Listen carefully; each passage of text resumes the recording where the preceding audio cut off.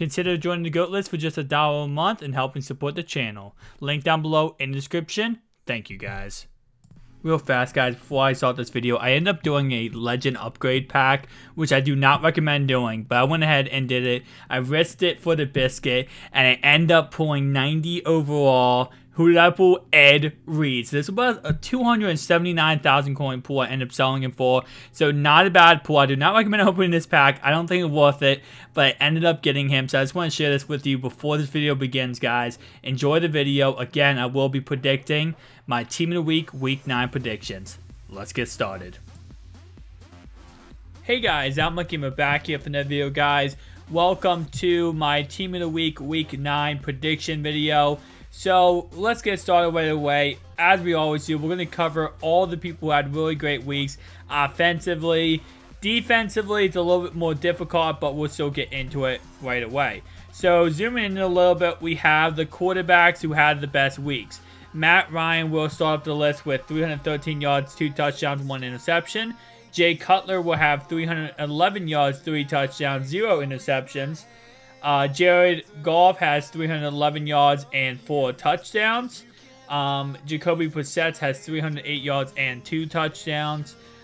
Derek Carr had 300 yards and a touchdown. Russell Wilson 297 and 2 touchdowns. Now, based on what it seems like EA does, is they do not give the Team of the Week cards or the Masters to the teams that lose. So if the team loses, I do not think they're going to get a Master card. And I do not believe any of these quarterbacks will get a Master. I know not Jared Goff. Carson Wentz had a phenomenal game. But you have to remember, guys, is that he did just get a 94 overall limited edition.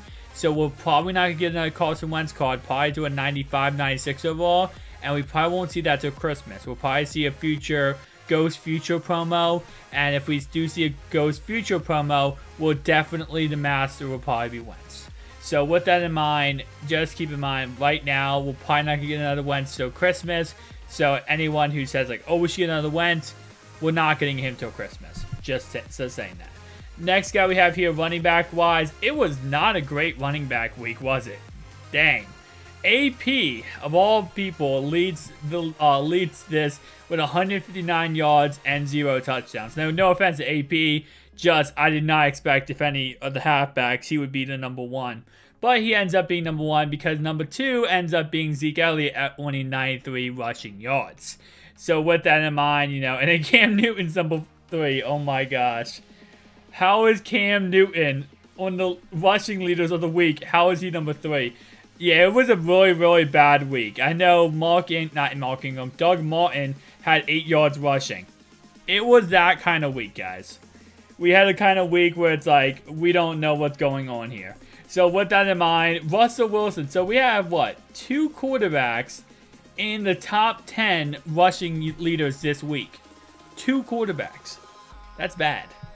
I'm really surprised. No, I mean, I know not many halfbacks have those 100-yard games, but I kind of expected at least 3 of them to be 100-yard games. Week 8, what are we looking at week 8? What was he rushing to? Yeah. Week 8, we had 151, 150, 132, 113, 102, and then we had 82 right here. So, again, Week 8 was crazy with this. Week 9, we're not looking at anybody rushing the ball. So, let's go ahead and look at wide receivers. And we will go ahead and see who I think will be our Master, T.Y. Hilton. I believe we're going to get Offensive Master T.Y. Hilton this week.